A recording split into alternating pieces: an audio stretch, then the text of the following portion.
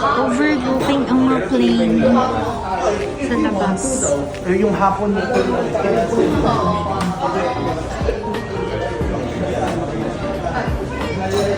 Square ko kayo. Ito yung mga foods.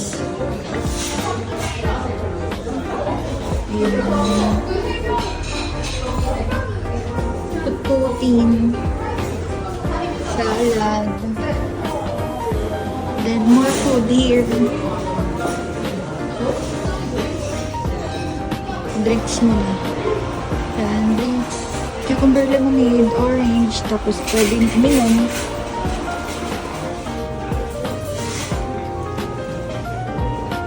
More drinks. Beef shawarma. Teriyaki noodles. Ano to? Tomato curry soup.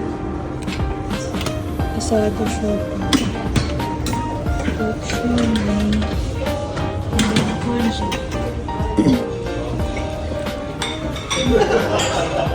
Then, pwede magpangos ng mga breads. Only bread. Tapos mga palaman. Fritter. Sandwich. Sandwich. Sandwich. There. Overlooking. How was the food? So good. Very good. Ano kinuha ko? Sandwich. So, nandito kami ngayon sa Pags Lounge area. Ito lang yung mga kinuha namin for now. Asado siopaw, siomai, very famous na siomai. And then, of course, congee, isa sa akin, and isa kay Kyrie. Plain lang sa kanya with egg. And for my drinks, cucumber lemonade. Dessert na si Ken. Boss baby. Behave kasi my Miss Rachel. Time now is 10:03. Yan, autofocus. Naiyak na siya. Time now is 10:03. Flight namin 2:30 p.m. So, baka mga 1:30 yung boarding time. So, dito na lang muna kami mag-stay until mag-board kami. Daddy duties.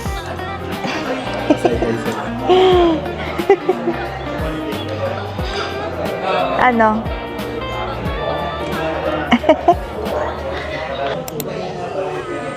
Hi everyone. So, kinakain ko na yung congee. Obviously. So, di ko pa pala nasasabi. We're bound to Japan. And, ang entry namin is Osaka. 15 days kami sa Osaka. 15 days kami sa Japan. 5 days sa Osaka, 10 days sa Tokyo. So, ba't kami nagja-Japan is because we're going to celebrate my Kyrie's first birthday. So, instead na mag-party kami, magta-travel na lang kami. Pares lang naman yung gagastusin eh. So, mas maganda mag-travel. Papakita ko sa inyo yung food ni Ken. Second round. Shawarma rice.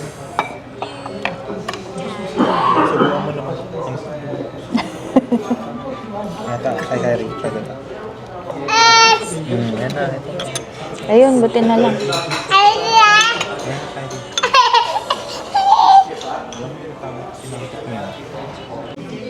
Hi everyone, I'm back. So So, natigil tayo kanina sa pag-vlog kasi sobrang nagwawala na si Kyrie. Tingin ako dito. Wait lang.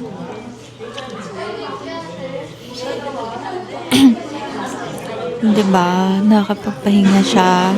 Sinasabayan niya ng tulog ang aming Kyrie boy. Medyo marami ng tao dito sa Pugs.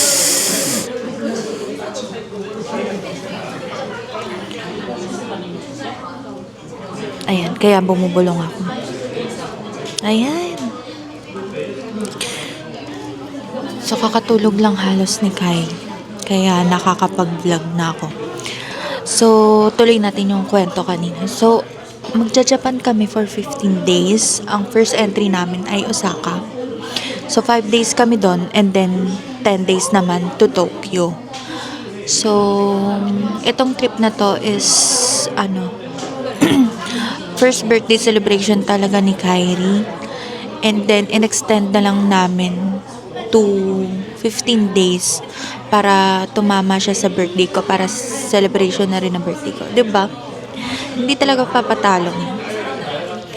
So, ayun, pati Valentine's sa Japan na rin namin i-celebrate. Medyo bumubulong ako sa daming tao dito sa lounge. Tapos may mga Koreano pa ako, may mga katabi. Bakit? Charot. So, ayun. Ang flight namin is 2:30 p.m. Ang time ngayon, ewan ko, mapapakita ko ba? Wait lang. Ang time na is 11:28. Yan. 11:28. So, baka mga 1:30 mag-start na mag-board. Naka-priority boarding naman kami. So, no problem. And then, ang estimated time of arrival namin sa Osaka, sa Kansai Airport, ay 7:30 ng gabi.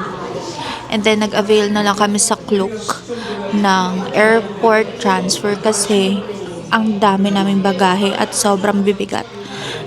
Yun ang struggle ng may kasamang baby. So, ang initial na luggage namin is ayan, naubo ko. 4 na luggages. Ang isa ay 23 kilo. Ang dalawa ay 15 kilo. So, 15. And then, lastly, ang pinaka light is 13 kilo. So, ang hirap kung magko-commute kami, magte-train pa kami to hotel.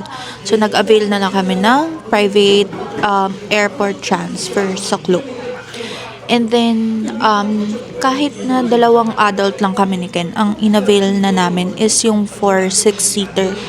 Kasi, sa mga sedan type na airport transfer, 2 luggages lang yung pwede. So, nag-avail kami nung malaking van na. And ang social nga kasi Alphard ata yung choice, pero let's see kung yun nga talaga yung mabibigay sa atin mamayang sundo. And then, ang agenda lang natin pagdating ng Kansai Airport is to claim yung ating wifi, pocket wifi, and then mag-withdraw ng yen, and then hanapin na natin yung driver. So, there. Ang day 1 natin wala masyado kasi gabi na nga kaming makakarating sa Osaka. So, magche-check-in lang kami ng hotel. And ang ganda ng location ng hotel namin. Malapit lang sa heart ng Dotonbori. So, maganda yung location. Easy access sa mga shops and attractions. So, ayun. Waiting lang kami sa boarding. Balikan namin kayo. Ay, kala mo naman talaga vlogger. Tulog si Daddy. Tulog din ang baby.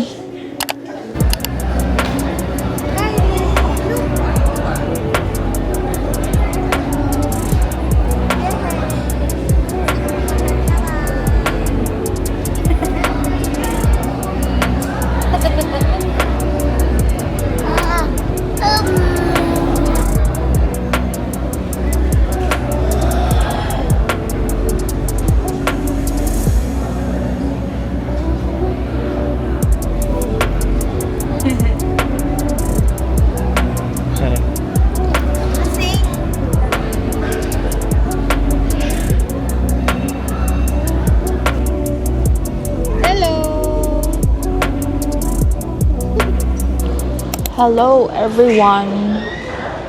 So, delayed yung flight namin ng 1 hour dahil sa weather.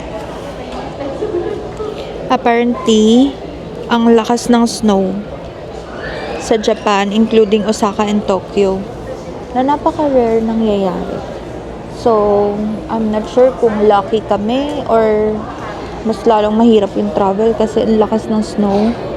But, nandito kami para sa experience. Ano ba to? Ba't lumalabas yan?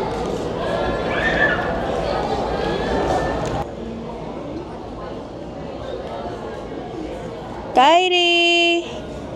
Naka-zoom. So, ang dating namin, ang new arrival namin ay 8:35. Kino-ordinate na namin dun sa sundo namin. Pero kasi may additional bayad yun kapag late. So, di ko sure. Ayun. Sana i-consider nila na i-waive yung bayad kasi nga delayed flight naman. There. Ang daming tao. Sana hindi full flight tapos wala kaming katabi. Peekaboo!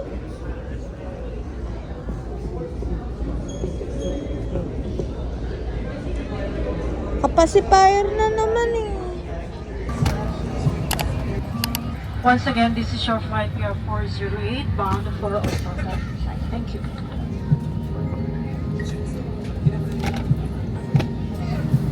Kyrie!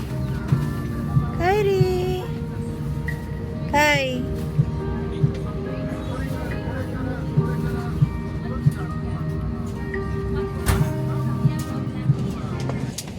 Na-upgrade pala yung seat namin. Supposedly, infant on lap lang si Kai, so wala siyang designated seat. Pero, na-upgrade kami. So, meron na siyang solo seat. Yan! So in the middle of your armrest, on water landing, remove sharp objects from your body. Lift fast over the head. Take tape around the waist and push ends to buckle. Pull on place your leg rest inside the aircraft. The lamp will automatically activate when the battery is switched.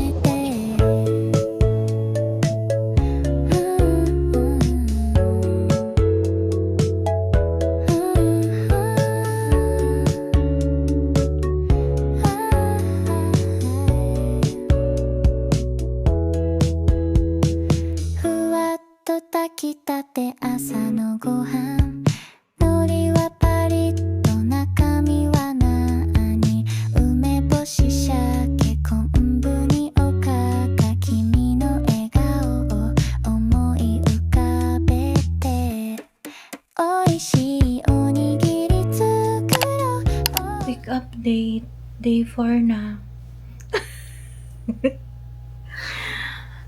From airplane, day 4 na. Bilis, no? Walang vlog si Akla kasi sobrang hassle pala. Hindi pala kaya mag-vlog. Bukas, pupunta na kami ng Tokyo. Wala mo lang napakita sa Osaka. Ay, ang hirap naman maging vlogger. Pag matanda na lang si Kai. Yeah, sleeping, nilagnat pa yan. Sleep well, baby. And get well tomorrow. Ito kasing tatay. Charis. Bye!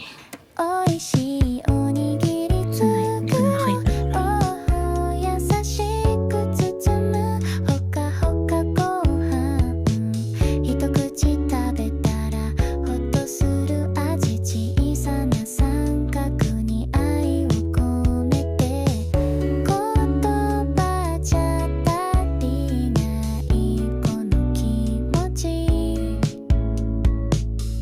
おいしいって届く優しい